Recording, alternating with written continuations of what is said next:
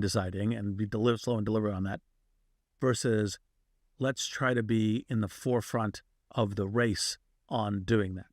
And this is my precise problem with a lot of the X-risk people, a lot of the, the doomers, et cetera, because it's like, well, if legitimately there was a thesis where 8 billion people would get together and say, we're all going to agree that we think this is a critical risk and we're all going to slow down and we're all going to do that and we're not going to be advocating, then there's a possible there.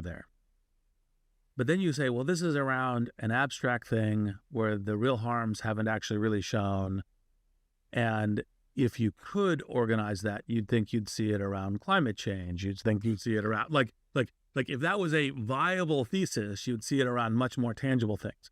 So I disagree with the thesis that you can get the X billion people aligned on that. Yeah, so no disagreement here, sadly. Like, I completely like the practicality of this. I completely am in tune. I'm just saying, I did feel sometimes in the book you were too dismissive on principles, not on the practicality of people who are kind of more cautious there. Again, I'm not with them either directly, but I recognize where they're coming from. And it did feel like you were very dismissive. Actually, like, here in this podcast, you gave much better kind of explanation of your position here than it comes across from the book. Yeah. But I guess you cannot have everything in the book. Yeah, and maybe I should. Maybe this provocation's good that I should go into writing this kind of in another thing, the follow up and more deliberate on this, because it isn't.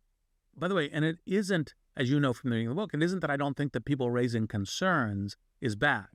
There's some people. That's not what I was claiming. I understand. But there's some Zoomers like, all this raising concerns is bad. No, I actually think raising concerns is good. But I think the question is how do you raise concerns in a way that's constructive to the goal that you want?